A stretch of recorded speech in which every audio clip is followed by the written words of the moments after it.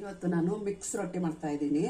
ತುಂಬ ಹಸಿ ಹಿಟ್ಟುಗಳು ಹಾಕಿ ಅದಕ್ಕೆ ಬೇಕಾಗುವ ಪದಾರ್ಥಗಳು: ಜೋಳದ ಹಿಟ್ಟು, ಅದೇ ಗುಂಡು ಜೋಳ, ರೌಂಡ್ ಜೋಳದ ಹಿಟ್ಟು, ಅಕ್ಕಿ ಹಿಟ್ಟು, ರಾಗಿ ಹಿಟ್ಟು, ಗೋಧಿ ಹಿಟ್ಟು, 1 ಸ್ಪೂನ್ ಎಳ್ಳು, 1 ಸ್ಪೂನ್ ಕೊಬ್ಬರಿ, ಒಂದು ಅರ್ಧ ಬಟ್ಲು ಕಡಲೆ ಬೀಜ, ಚಿರೋಟಿ ರವೆ 1-2-3 ಸ್ಪೂನು, ಉಪ್ಪು, ಎಣ್ಣೆ, ಕರಿಬೇವಿನ ಸೊಪ್ಪು, ಈರುಳ್ಳಿ ಸ್ಲೈಸ್ ಮಾಡಿರೋದು 2, ಮೆಂತ್ಯ ಸೊಪ್ಪು, ನಿಮಗೆ ಖಾರಕ್ಕೆ ಹಸಿಮೆಣಸಿನ್ಕಾಯಿ, ಕೊತ್ತಂಬರಿ ಸೊಪ್ಪು, ಇಷ್ಟೆಲ್ಲ ಹಾಕಿ ರೊಟ್ಟಿ ಮಾಡ್ತೀನಿ. ಅದು ಮಾಡಬೇಕು ಅಂದರೆ ಏನೇನು ಮಾಡಬೇಕು ಅಂತ ನಿಮಗೆ ತೋರಿಸ್ತೀನಿ. ಇವಾಗ ಇದು ಸ್ವಲ್ಪ 1-2-3 ಪದಾರ್ಥ ಮಿಕ್ಸಿಗೆ ಹಾಕೋಬೇಕು, ಆಮೇಲೆ ಕಲಸೋವಾಗ ತೋರಿಸ್ತೀನಿ. ಈಗ ಮಿಕ್ಸಿಗೆ ಹಾಕೊಂಡು ಬರ್ತೀನಿ. ಈಗ ಮಿಕ್ಸಿಗೆ ಏನು ಹಾಕಬೇಕು ಅಂದರೆ ಕಡಲೆ ಬೀಜ ಒಂದು ಅರ್ಧ ಕಪ್ ಹುರಿದಿಟ್ಟಿದ್ದೆ, ಹುರಿದಿರೋ ಕಡಲೆ ಬೀಜ ಹಾಕಬೇಕು.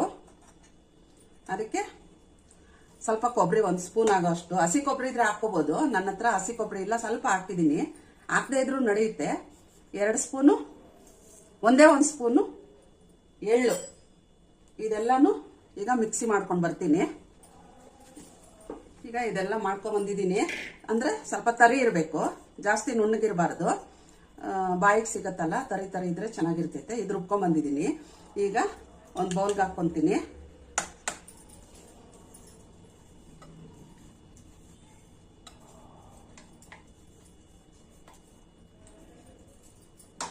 ಇದು ಕಡಲೆ ಬೀಜ, ಎಳ್ಳು ಹುರಿದಿಟ್ಕೊಂಡಿರೋದು ಮಿಕ್ಸಿಗೆ ಹಾಕೊಂಡ್ ಬಂದಿದ್ದೀನಿ. ಕೊಬ್ಬರಿ, ಕಡಲೆ ಬೀಜ, ಎಳ್ಳು. ಈಗ ನಿಮ್ಮ ಖಾರಕ್ಕೆ ಎಷ್ಟು ಬೇಕೋ ಅಷ್ಟು ಹಸಿಮೆಣಸಿನ್ಕಾಯಿ, ಅದ್ರ ಜೊತೆಗೆ ಕರಿಬೇವಿನ ಸೊಪ್ಪು. ಕರಿಬೇವಿನ ಸೊಪ್ಪು ಆರೋಗ್ಯಕ್ಕೆ ಒಳ್ಳೆಯದು, ಅದರಿಂದ ನಾನು ಎಲ್ಲದಕ್ಕೂ ಕರಿಬೇವಿನ ಸೊಪ್ಪು ಜಾಸ್ತಿ ಉಪಯೋಗಿಸ್ತೀನಿ. ಕರಿಬೇವಿನ ಸೊಪ್ಪು ಮತ್ತೆ ಹಸಿಮೆಣಸಿನ್ಕಾಯಿ ನಿಮ್ಮ ಖಾರಕ್ಕೆ ಇದು ಹಾಕೊಂಡು ಸ್ವಲ್ಪ ತರಿಯಾಗಿ ರುಬ್ಕೊಂಡ್ಬರ್ತೀನಿ. ಈಗ ರುಬ್ಕೊಂಡ್ಬಂದಿದ್ದೀನಿ. ಕರಿಬೇವಿನ ಸೊಪ್ಪು, ಹಸಿಮೆಣಸಿನ್ಕಾಯಿ ರುಬ್ಕೊಂಡ್ಬಂದಿದ್ದೀನಿ ತರತರಿಯಾಗಿ. ಈಗ ಇದೆಲ್ಲ ಮಿಕ್ಸ್ ಮಾಡೋದು ತೋರಿಸ್ತೀನಿ. ಈಗ ಒಂದು ಬೌಲ್ ತಗೊಂಡಿದ್ದೀನಿ, ಅದಕ್ಕೆ ಏನೇನು ಹಾಕಬೇಕು ಎಲ್ಲ ಹಾಕ್ತೀನಿ. ಈಗ 2 ಸ್ಲೈಸ್ ಆಗಿ ಕಟ್ ಮಾಡಿರೋ ಈರುಳ್ಳಿ, ಮೆಂತ್ಯ ಸೊಪ್ಪು, ಕೊತ್ತಂಬರಿ ಸೊಪ್ಪು, ಸ್ವಲ್ಪ ಇದ್ರೆ ಸಬ್ಸಿಗೆ ಸೊಪ್ಪು ಹಾಕ್ಬೋದು.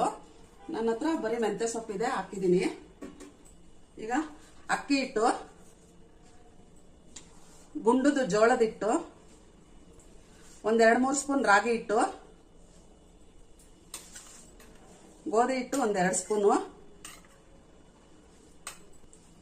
ಚಿರೋಟಿ ರವೆ 2 ಸ್ಪೂನು, ಕಡಲೆ ಬೀಜ, ಎಳ್ಳು, ಕಾಯಿ ತರಿ ತರಿಯಾಗಿ ರುಬ್ಬಿದ್ದೀನಿ.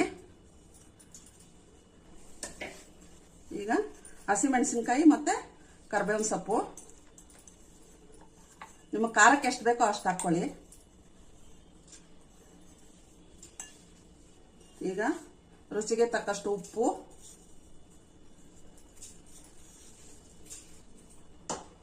ಈಗ ಇದನ್ನ ಚೆನ್ನಾಗಿ ಮಿಕ್ಸ್ ಮಾಡ್ಕೋಬೇಕು. ಈರುಳ್ಳಿನಲ್ಲಿ ನೀರಂಶ ಇರತ್ತಲ್ಲ, ಮೊದಲೇನೆ ಚೆನ್ನಾಗಿ ಮಿಕ್ಸ್ ಮಾಡ್ಕೋಬೇಕು. 1 ಸ್ಪೂನ್ ಎಣ್ಣೆ ಹಾಕೊಂಡು ಈರುಳ್ಳಿನಲ್ಲಿ ಮತ್ತೆ ಸೊಪ್ಪು ಎಲ್ಲ ಹಾಕಿದ್ದೀನಲ್ಲ, ಸ್ವಲ್ಪ ಚೆನ್ನಾಗಿ ಇದರಲ್ಲೇ ಮಿಕ್ಸ್ ಮಾಡ್ಕೊಳ್ಳಿ.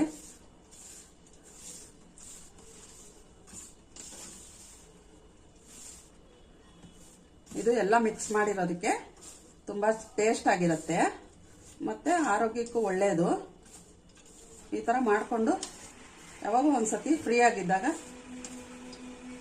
ತುಂಬ ಕೆಲಸ ಇದು ಅಂದರೆ ಫ್ರೀ ಆಗಿದ್ದಾಗ ಯಾವಾಗಾದರೂ ಮಾಡ್ಕೊಳ್ಳಿ. ಈಗ ಕಲಸಿದ್ದೀನಿ ಇದು. ಈಗ ಇದಕ್ಕೆ ಎಷ್ಟು ಬೇಕೋ ಅಷ್ಟು ನೀರು ಹಾಕ್ಕೊಂಡು ಸ್ವಲ್ಪ ಗಟ್ಟಿಯಾಗಿ ಕಲಿಸ್ಬೇಕು, ತುಂಬ ತೆಳ್ಳಗೆ ಕಲಿಸ್ಬಾರ್ದು. ನಾನು ಹೆಂಚು ಮೇಲೆ ತಡ್ತೀನಿ. ಪೇಪರ್ ಮೇಲೆ ತಟ್ಟಂಗಿದ್ರೆ ಗಟ್ಟಿಯಾಗಿ ಕಲಿಸ್ಕೋಬೇಕು. ನಾನು ಹೆಂಚು ಮೇಲೇನೆ ತಡ್ತೀನಿ. ಈರುಳ್ಳಿ ಈ ಥರ ಉದ್ದ ಇದ್ರೆ ತಿನ್ನೋವಾಗ ಚೆನ್ನಾಗಿರುತ್ತೆ, ಅದಕ್ಕೆ ನಾನು ಉದ್ದುದ್ದ ಕಟ್ ಮಾಡ್ತಾ ಇದ್ದೀನಿ. ಈಗ ಇದು ಕಲಸಿದ್ಮೇಲೆ ನಿಮಗೆ ತೋರಿಸ್ತೀನಿ ನಾನು. ಈಗ ಈ ಥರ ಕಲಸಿದ್ದೀನಿ ನೋಡಿ, ಈ ಥರ ಇರಬೇಕು. ಪೇಪರ್ ಮೇಲೆ ತಟ್ಟಕ್ಕೆ ಈ ಥರ ಇರಬೇಕು. ನಾನೊಂದು ಪೇಪರ್ ಮೇಲೂ ತಡ್ತೀನಿ, ನೀವು ನೋಡಿ.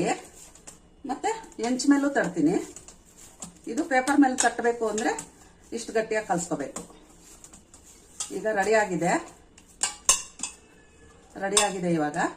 ಇದನ್ನ ಒಂದು 5 ನಿಮಿಷ ಮುಚ್ಚಿಟ್ಬಿಟ್ಟು ಆಮೇಲೆ ನೀನು ಮಾಡಬೇಕಾದ್ರೆ ನಾನು ನಿಮಗೆ ತೋರಿಸ್ತೀನಿ. ಇದು 5 ನಿಮಿಷ ಮುಚ್ಚಿಡೋಣ. ಈಗ ಹಿಟ್ಟು ಚೆನ್ನಾಗಾಗಿದೆ. ಈಗ ನಾನು ಪೇಪರ್ ಮೇಲೆ ತಟ್ಟಿ ತೋರಿಸ್ತೀನಿ ಒಂದು, ಮತ್ತೆ ಇನ್ನೊಂದು ಹೆಂಚು ಮೇಲೆ ತರ್ತೀನಿ. ಪೇಪರ್ ಸ್ವಲ್ಪ ಎಣ್ಣೆ ಹಾಕ್ಕೋಬೇಕು. ಆಮೇಲೆ ಈ ಥರ ಪೇಪರ್ ಮೇಲೆ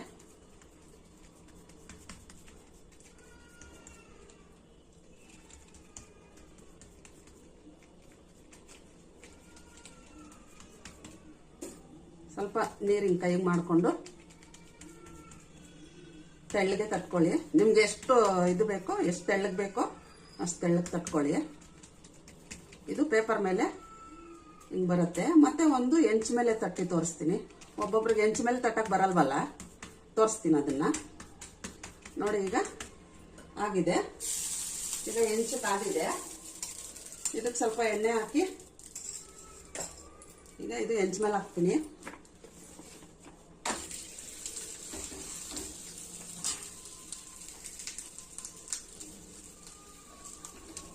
ಈ ಥರ ನಿಧಾನಕ್ಕೆ ಪೇಪರ್ ತೆಗಿಬೇಕು.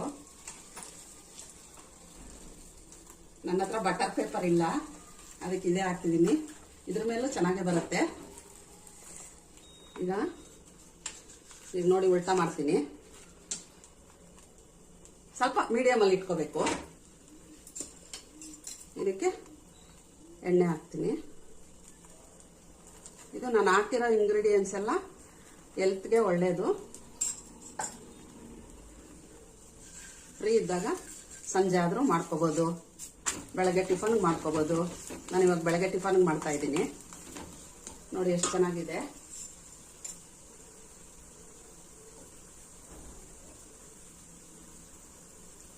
ಇದಕ್ಕೆ ಸ್ವಲ್ಪ ಎಣ್ಣೆ ಹಾಕ್ಕೊಂಡು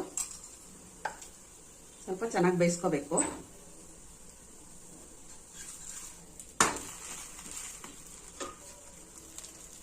ಎಣ್ಣೆನೋ ತುಪ್ಪನೋ ಏನಾದರೂ ಹಾಕೋಬೋದು.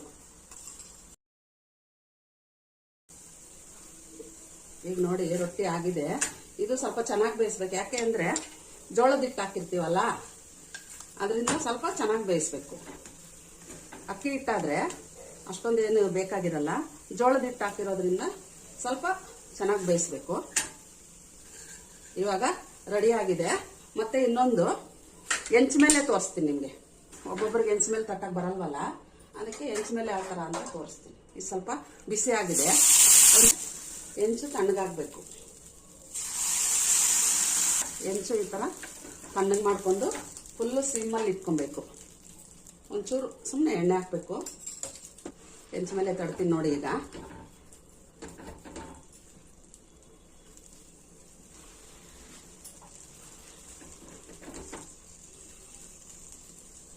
ಈ ಥರ ಹೆಂಚು ಮೇಲೆ ತಟ್ಟಕ್ಕೆ ಸ್ವಲ್ಪ ತೆಳ್ಳಗೆ ಮಾಡ್ಕೋಬೇಕು. ನಾನು ಹಂಗೆ ತೋರಿಸ್ತಾ ಇದ್ದೀನಿ. ನೀರು ಹಾಕ್ಕೊಂಡು ಸ್ವಲ್ಪ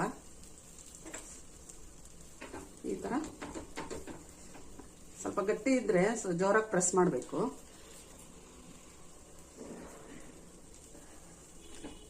ಹೆಂಚು ಮೇಲೆ ತಟ್ಟೋದು ಸ್ವಲ್ಪ ಮೆತ್ತಗೆ ಬರುತ್ತೆ, ಪೇಪರ್ ಮೇಲೆ ತಟ್ಟೋದು ಸ್ವಲ್ಪ ಗಟ್ಟಿ ಬರುತ್ತೆ. ನಿಮ್ಗೆ ಹಿಂಗೆ ಬಂದರೆ ಹಿಂಗೆ ಮಾಡ್ಕೊಳ್ಳಿ, ಇದೇ ಚೆನ್ನಾಗಿರ್ತೈತೆ. ಅದೇ ಹೆಂಚು ತಣ್ಣಗೆ ಮಾಡ್ಕೋಬೇಕು. ಬಿಸಿ ಇದ್ದಾಗ ತಟ್ಟಬಾರ್ದು, ಕೈ ಸುಡ್ತೈತೆ. ನಿಮ್ಗೆ ಎಷ್ಟು ದೊಡ್ಡದು ಬೇಕೋ ಅಷ್ಟು ದೊಡ್ಡದು ಮಾಡ್ಕೋಬೋದು. ಈರುಳ್ಳಿ ಸ್ಲೈಸ್ ಇದೆಯಲ್ಲ, ಅದಕ್ಕೆ ಸ್ಲೈಸ್ ಇದ್ರೆ ಚೆನ್ನಾಗಿರುತ್ತೆ ತಿನ್ಬೇಕಾದ್ರೆ. ಇದಾಗಿದೆ, ತಟ್ಟಿದ್ದೀನಿ. ಈಗ ಸ್ವಲ್ಪ ಮೀಡಿಯಂ ಫ್ಲೇಮಲ್ಲಿ ಇಟ್ಕೋಬೇಕು. ಇವಾಗ ಮೇಲೆ ಸ್ವಲ್ಪ ಎಣ್ಣೆ ಹಾಕಬೇಕು, ಸುತ್ತೂ ಸ್ವಲ್ಪ ಎಣ್ಣೆ ಹಾಕಬೇಕು. ಈಗ ಬೇಯಕ್ಕೆ ಬಿಡೋಣ.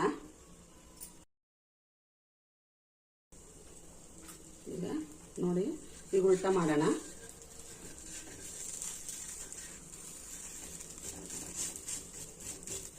ಇನ್ನು ಸ್ವಲ್ಪ ಬೇಯಲಿ, ಇಲ್ಲಾಂದರೆ ಮುರಿದೋಗ್ಬಿಡುತ್ತೆ.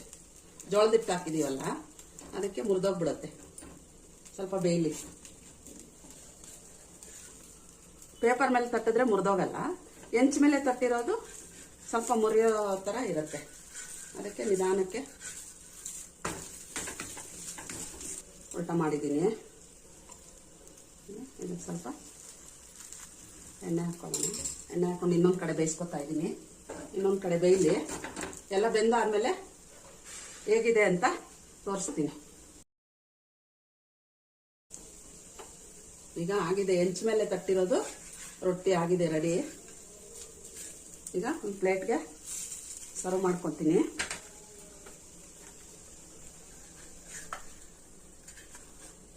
ಇದು ಹೆಂಚು ಮೇಲೆ ತಟ್ಟಿರೋದು, ಇದು ಪೇಪರ್ ಮೇಲೆ ತಟ್ಟಿರೋದು. ಎರಡೂ ಚೆನ್ನಾಗೇ ಇರುತ್ತೆ. ಹೆಂಚು ಮೇಲೆ ತಟ್ಟಿರೋ ಸ್ವಲ್ಪ ಸಾಫ್ಟ್ ಆಗಿರ್ತೈತೆ, ಪೇಪರ್ ಮೇಲೆ ತಟ್ಟಿರೋ ಸ್ವಲ್ಪ ಗಟ್ಟಿ ಇರುತ್ತೆ. ಈಗ ತುಂಬಾ ಚೆನ್ನಾಗಿದೆ. ಇದು ಮಾಡಿಕೊಂಡು ಬೆಣ್ಣೆ ಇಲ್ಲ ಮೊಸರು ಇಲ್ಲ ಉಪ್ಪಿನಕಾಯಲ್ಲಿ ತಿಂದ್ರೆ ತುಂಬಾ ಚೆನ್ನಾಗಿರುತ್ತೆ. ಮಾಡ್ಕೊಂಡು ನೋಡಿ, ಮಾಡ್ಕೊಂಡು ತಿಂದ್ಬಿಟ್ಟು ಲೈಕ್, ಶೇರ್, ಸಬ್ಸ್ಕ್ರೈಬ್ ಮಾಡಿ. ಮರಿದಿರ ಟೇಸ್ಟ್ ಮಾಡಿಬಿಟ್ಟು ಆಮೇಲೆ ಚೆನ್ನಾಗಿದ್ರೆ ಕಮೆಂಟ್ ಮಾಡಿ.